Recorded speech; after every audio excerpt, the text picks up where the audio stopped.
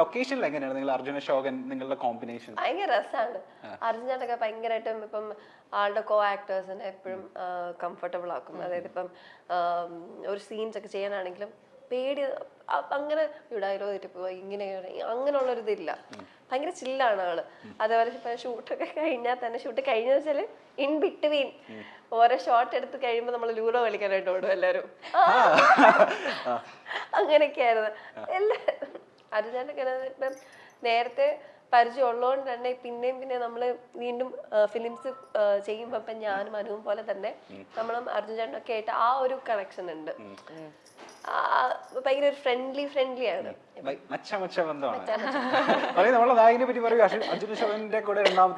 അതെ, ഇപ്പൊ ഇതേപോലെ നമ്മളെ ഭയങ്കര കംഫർട്ട് ആക്കി വെക്കുന്ന ഒരാളാണ്, ഒരു ആർട്ടിസ്റ്റാണ്, അല്ലെങ്കിൽ ഒരു വ്യക്തിയാണ് അർജുൻ ചേട്ടൻ. ഭയങ്കര ചില്ലു മനുഷ്യൻ എന്ന് പറയാം. ആദ്യം തൊട്ട് ശരണ്യയുടെ സമയത്തായാലും ഇപ്പോഴായാലും ആള് എന്താ പറയാ ഭയങ്കര കംഫർട്ടാണ് കൂടെ വർക്ക് ചെയ്യാൻ വേണ്ടിട്ട്. ഞാനിപ്പോ ഒരു സാധനം ആലോചിച്ചതാ. എന്നുവെച്ചാല് അന്ന് ഞാൻ ചോദിച്ചിട്ടുണ്ടേ അത്ര ചില്ലായിട്ട് നിക്കുന്ന കാരണം ഞാൻ ഡയലോഗ്സിനൊക്കെ വരുമ്പത്തേന് അച്ഛൻ്റെ പേടിയില്ലേ, ഒന്ന് പോയണേ ഒന്ന് പേടിച്ചിട്ട് നിക്കാവല്ല ഡയലോഗ്സ് പറയാൻ വേണ്ടിട്ട് കൊറേ ഉണ്ടല്ലോ. എന്നിട്ട് അതൊക്കെ ഇപ്പൊ ഒരാളിങ്ങനെ ഞാൻ പാട്ട് പാടിക്കൊണ്ടിരിക്കുക. ഇപ്പൊ ഞാൻ ഇത്ര ചില്ലാണോ ഡയലോഗ്സ്, ഞാൻ ഡയലോഗ് പഠിച്ചോണ്ടിരിക്കുന്നു. അങ്ങനെ ആള് നമ്മളെ പോലെ തന്നെയാണ്. എന്താ പറയാ,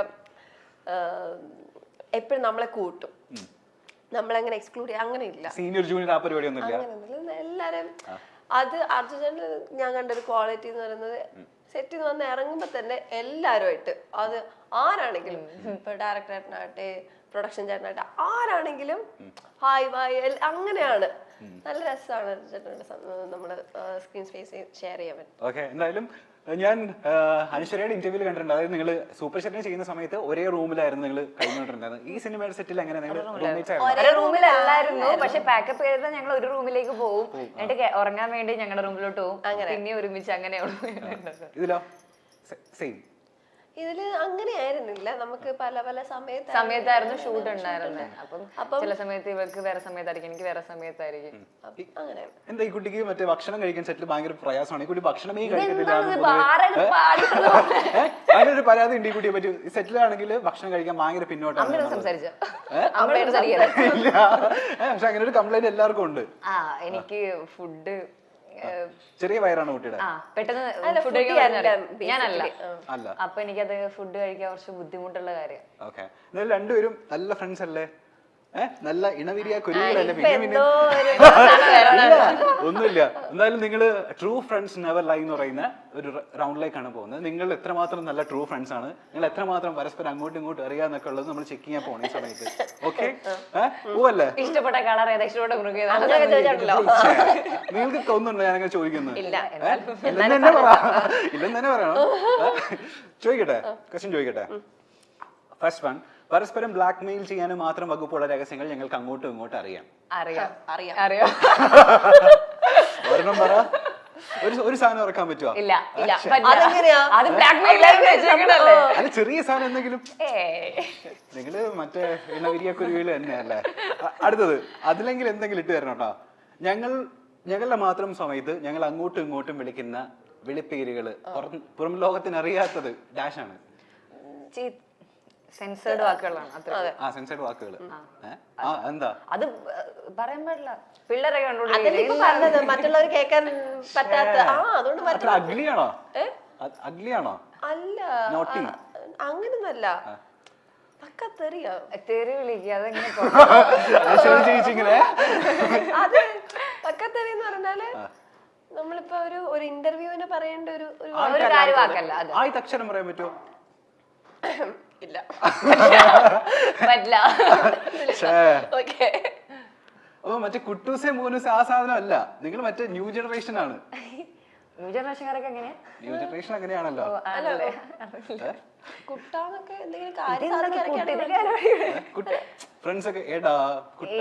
ഞാൻ അനുന്നൊക്കെ ഇടയ്ക്ക് എനിക്ക് എന്തെങ്കിലും ആവശ്യം ഉണ്ടെങ്കിലൊക്കെ വിളിക്കും, അത്രേ ഉള്ളൂ. അല്ലാതെ കുട്ടാ മോളൂസ് ആ സാധനമില്ല. ഓക്കെ, അടുത്ത നീ മോളൂസ് എന്താ മോളെ ജാടയാണോ? അല്ലല്ല ഞാൻ ആക്കി വിളിക്കുന്ന വിളിക്കുമ്പോ എന്നാത്തിനാ വിളിക്കുന്നുള്ള. ഓക്കെ, എന്റെ അടുത്തിരിക്കുന്ന എന്റെ ഫ്രണ്ടിന്റെ അലമ്പ് സ്വഭാവം എനിക്കറിയാവുന്നത് ഡാഷാണ്. ഡാഷാണ്. എന്തുവാണോ? എന്തെങ്കിലും ഒന്ന് പറയണോ? ഒന്ന് മനസ്സ് തുറക്കൂ. എന്തെങ്കിലും ഞങ്ങൾക്ക് തമ്മിൽ വെക്കുകയാണെങ്കിലും. എനിക്ക് മാത്രം അറിയാവുന്നല്ല, അപ്പൊ ഞാൻ തന്നെ വെച്ചാ പോരെ. അല്ല, പൊതുജനത്തിന് കുറച്ചൊക്കെ അറിയാവുന്ന ഒരു അലമ്പ് സ്വഭാവം നമുക്ക് ഇന്റർവ്യൂല് പറയാൻ പറ്റുന്ന അലമ്പ് സ്വഭാവമാണ്. അത് അലമ്പാണ്. ഏത് അലമ്പ് സ്വഭാവമാണ്? ഏതെങ്കിലും ഒരു സാധനം പെർട്ടിക്കുലർലി പറയാണെങ്കിൽ ഇടിയും പിടിയും ഒക്കെ ഉണ്ടാവും. കടിയുണ്ടോ? ഉണ്ട്. പിന്നെ സൂപ്പർ. ഓക്കെ, കടിയുള്ള പാടുകൾ എന്തെങ്കിലും നമ്മളുടെ അമ്മ നീ ഒരു പ്രാവശ്യം എന്റെ എന്തോ ചെയ്തിട്ട് രക്തമൊക്കെ വന്നിട്ടില്ലായിരുന്നു ചെറുതായിട്ട്? മറ്റേ അങ്ങനെ അക്രമകാരിയാണോ? ഞങ്ങള് ഒരു പ്രാവശ്യം ഓർക്കുന്നുണ്ട് നമ്മൾ അടി ഉണ്ടാക്കിയത്. അടിന്ന് വെച്ചാല്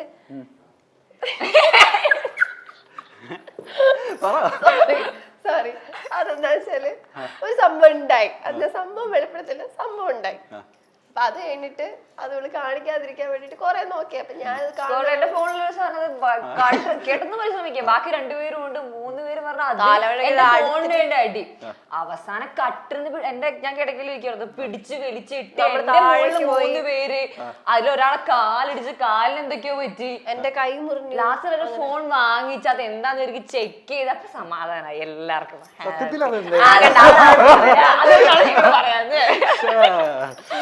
ഓക്കെ, എന്റെ ഫ്രണ്ടിന്റെ ഇൻസ്റ്റാ ഫോളോവേഴ്സിനെ പറ്റി എനിക്ക് നല്ല ബോധ്യമുണ്ട്. അങ്ങനെയാണെന്നുണ്ടെങ്കിൽ അദ്ദേഹത്തിന്റെ ഇൻസ്റ്റാ ഫോളോവേഴ്സിന്റെ എണ്ണം പറയാൻ പറ്റുമോ? എത്ര ഉണ്ടെന്ന്? 1 മില്യൺ എന്തായാലും ഉണ്ട്. 1 മില്യൺ ആണോ? എനിക്ക് സ്റ്റോറി ഇട്ടോറുണ്ട്. 1 മില്യൺ ആയി എന്നുള്ളത്. ഇദ്ദേഹത്തിന്റെ 7 lakh സംതിങ്. 7 lakhs? 777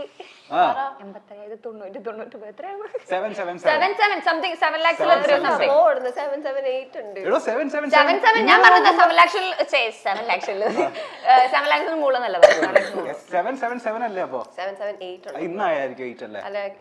മിനിയാൻ നോക്കിയാൽ ഇന്നലെ ഞാൻ നോക്കിയപ്പോ 777 ആയിരുന്നല്ലോ. അത് എനിക്ക് തോന്നുന്നു ഞാൻ ഒന്നുകൂടെ ഒന്നുകൂടെ റിഫ്രഷ് ചെയ്യുമ്പോഴത്തേനും 8 എന്ന് കാണിച്ചായിരുന്നു. ഓക്കെ, ലാസ്റ്റത്തെ ഞങ്ങൾക്ക് രണ്ടുപേർക്കും ഒരുപോലെയുള്ള പ്രാന്ത് ഡാഷാണ്.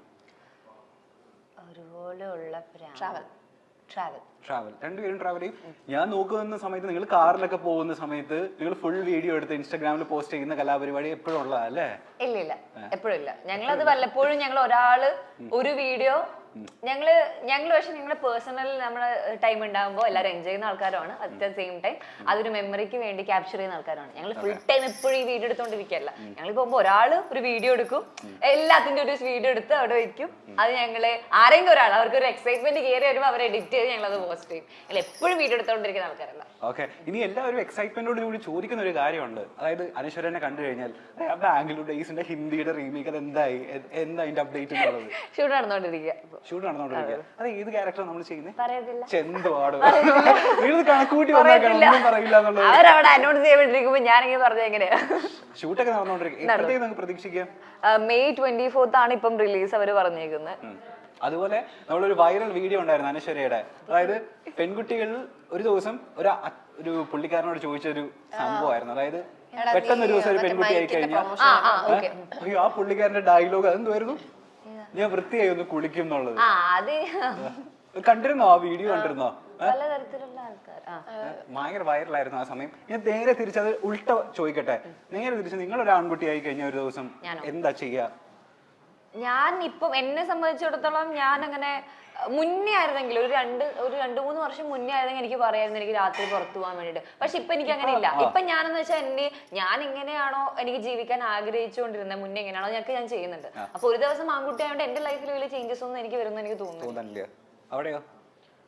എനിക്ക് ആകപ്പാട് എനിക്ക് തോന്നിയിട്ടുള്ള ഒരു പ്രിവിലേജ് പീരിയഡ്സിന്റെ പെയിൻ ഒന്നും അറിയണ്ട. യെസ്, ഞാൻ യോജിക്കുന്നു. ഒരു ദിവസത്തേക്ക് അതാണ് മെയിൻ ആയിട്ട്. നമ്മളത്ര അവർക്കറിയത്തില്ലല്ലോ. പക്ഷെ ഇപ്പൊ നിങ്ങൾക്ക് കോളേജിൽ ഇപ്പൊ അവധിയൊക്കെ ആയില്ലേ? പീരിയഡ്സിന്റെ അവധി ഏതെങ്കിലും ഒരു ദിവസം എടുത്തായിരുന്നു? അതെ, ഞങ്ങളുടെ ആക്ച്വലി ഈ ആഴ്ച ഇടയ്ക്കാണ് നമ്മൾ സൈൻ ചെയ്ത് കൊടുത്തത്. അത് എടുക്കണം കേട്ടോ. തന്നോ?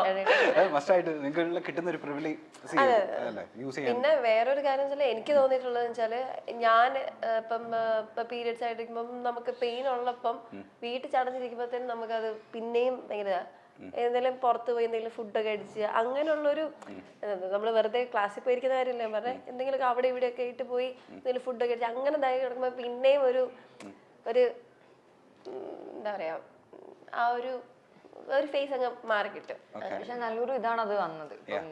ഇപ്പൊ ഈ പറഞ്ഞ പോലെ ഇങ്ങനെ പുറത്തിറങ്ങാൻ പറ്റാത്ത പോലും ശേഷിയാത്ത ആൾക്കാർ അതിൽ ഒരാളാണ് ഞാൻ. എനിക്ക് അനങ്ങാൻ പോലും അത് ഒരു ദിവസം ഞാൻ ശരണ്യയുടെ ഷൂട്ടിന്റെ സമയത്ത് ഞാൻ ഷൂട്ടിന്റെ സമയത്ത് ഞാൻ പീരീഡ്സ് ആയാലും അവിടെ ഷൂട്ട് എനിക്ക് പോകാൻ പറ്റത്തില്ല. ഒരു ദിവസം മമ്മിയായിരുന്നു എന്നെ നോക്കിക്കൊണ്ടിരുന്ന ഒരു ദിവസം. അന്ന് ഷൂട്ട് നിർത്തിവെച്ചേക്കായിരുന്നു, കാരണം എനിക്ക് പറ്റുന്നില്ല, അനങ്ങാൻ പറ്റുന്നില്ല. അപ്പം ചില ആൾക്കാർക്കൊന്നും അവർക്ക് അറിയില്ല പെയിൻ എന്താ. ഈ ക്രാംസിന്റെ ഒരു പിടിപാടില്ലാത്ത ആൾക്കാർ, ഇൻക്ലൂഡിങ് ഞാൻ പഠിച്ച സ്കൂളിലടക്കം. ഞാനൊരു ഗേൾസ് സ്കൂളിൽ പഠിച്ച ഗേൾസ് സ്കൂളിൽ എന്റെ ഇടയിൽ കുഴപ്പമില്ലല്ലോ. അപ്പൊ ഒരു ഗേൾസ് സ്കൂളിൽ പഠിച്ച എനിക്ക് പീരീഡ്സ് ആയിട്ട് വയറുവേദനടുത്തിരിക്കുമ്പോൾ എന്റെ ടീച്ചേഴ്സ് എന്നോട് ചോദിക്കാറുണ്ട്, ഇതെല്ലാവരും പെൺകുട്ടികൾക്ക് ഉണ്ടാവുന്നതല്ലേ. ഗേൾസ് സ്കൂളിലെ ടീച്ചർ പറയുന്ന ഒരു കാര്യമാണ്. അപ്പം അവർക്ക് അറിയോന്ന് എനിക്ക് അറിയില്ല. എല്ലാവർക്കും വരുന്ന പെയിൻ ഭയങ്കര ഡിഫറെന്റ് ആണ്. എന്റെ ഫ്രണ്ടിന് അവർക്ക് അറിയ പോലും ഇല്ല. എനിക്ക് നേരെ തിരിച്ച എന്റെ നാട്ടുകാർ മൊത്തം, ലൊക്കേഷൻ മൊത്തം അറിയാം, സ്കൂൾ മൊത്തം അറിയാം ഞാൻ പീരീഡ്സ് ആയിട്ടുണ്ടെന്നുള്ളത്. നേരെ തിരിച്ചാണ്. അത് പലതും പല സിംറ്റംസോടെ. ഇപ്പം ചിലർക്ക് ബാക്ക് പെയിൻ ആണ്, ചിലർക്ക് എഴുന്നേക്കാൻ പോലും പറ്റില്ല, ഛർദി, ചിലർക്ക് കാലുവേദന, അങ്ങനെ പല രീതിയിലാണ്. മലയാളത്തിലെ തിരക്കുള്ള നായികമാരാണ് മമിത ബൈജുവും അനശ്വര രാജനും. ഇരുവരും ഒന്നിച്ചെത്തിയ സൂപ്പർ ശരണ്യ എന്ന ചിത്രം ശ്രദ്ധ നേടിയിരുന്നു. മമിതയും അനശ്വരയും ഒന്നിച്ചുള്ള ചിത്രങ്ങളും വീഡിയോകളും സാമൂഹിക മാധ്യമങ്ങളും വലിയ രീതിയിൽ പങ്കുവയ്ക്കപ്പെടാറുണ്ട്. എന്നാൽ ഇരുവരും തമ്മിൽ അടുത്തിടെയായി അകൽച്ചയിലാണെന്ന അഭ്യൂഹങ്ങൾ ഉണ്ടായിരുന്നു. ഇപ്പോഴിതാ അതിന് മറുപടി നൽകിയിരിക്കുകയാണ് അനശ്വര. തങ്ങൾ സുഹൃത്തുക്കളാണെന്നും മത്സരത്തിന്റെ ആവശ്യമില്ല എന്നും അനശ്വര പറയുന്നുണ്ട്. മാത്രമല്ല സൂപ്പർ ശരണ്യയിലെയും പ്രണയവിലാസത്തിലെയും വിശേഷങ്ങളും പങ്കുവയ്ക്കുന്നുണ്ട് ഇരുവരും. ഞങ്ങൾ എല്ലാവരും ഒരു ഗ്രൂപ്പിലുള്ളവരും സുഹൃത്തുക്കളുമാണ്, മത്സരമില്ല. ഞങ്ങൾക്കിടയിൽ താരതമ്യം വരേണ്ട കാര്യമില്ലെന്ന് എനിക്ക് തോന്നിയിട്ടുണ്ട്. ആരോഗ്യപരമായ മത്സരത്തിനപ്പുറത്തേക്ക് യാതൊന്നുമില്ല. അങ്ങനെയൊരു ചിന്ത ഞങ്ങളുടെ ഗ്രൂപ്പിൽ ആർക്കിടയിലും ഇല്ല. മാത്യു, നസ്ലിൻ എന്നിവരുടെ കാര്യമെടുത്താൽ അവരും വളരെ നല്ല സുഹൃത്തുക്കളാണ്. ആരാണ് മികച്ചത് എന്ന മത്സരത്തിനല്ല നമ്മൾ ഇവിടെ ഇരിക്കുന്നത്. നമ്മൾ കിട്ടുന്ന കഥാപാത്രങ്ങൾ മികച്ചതാക്കാനാണ് ശ്രമിക്കുന്നതെന്നാണ് അനശ്വര പറയുന്നത്. മമിതയും അനശ്വരയും തമ്മിൽ ഉള്ള മനോഹരമായ സൗഹൃദ നിമിഷങ്ങളെക്കുറിച്ചും ഇരുവരും പറയുന്നുണ്ട്. ഇരുവരും ഒന്നിച്ചെത്തിയ സൂപ്പർ ശരണ്യയിലെ വിശേഷങ്ങളും പറയുന്നുണ്ട്. തന്റെ ഫോണിന് വേണ്ടി എല്ലാവരും അടികൂടിയ ഒരു സംഭവത്തെക്കുറിച്ചും ശരണ്യ പറയുന്നുണ്ട്. അങ്ങോട്ടും ഇങ്ങോട്ടും പല രഹസ്യങ്ങളും അറിയാം. പലപ്പോഴും ചീത്ത വാക്കുകളാണ് അങ്ങോട്ടും ഇങ്ങോട്ടും വിളിക്കുന്നത്. സൗഹൃദത്തിന്റെ പേരിലാണ് അത് എന്നും ഇരുവരും പറയുന്നു. എന്നാൽ തങ്ങളുടെ സൗഹൃദത്തിന് പുറമേയുള്ളവർക്കിടയിൽ ഒരു ലിമിറ്റും ഇവർ വച്ചിട്ടുണ്ട്. പുറമെ അങ്ങനെ എല്ലാ കാര്യങ്ങളും വെട്ടിത്തുറന്ന് പറയുന്നതുമില്ല ഇരുവരും.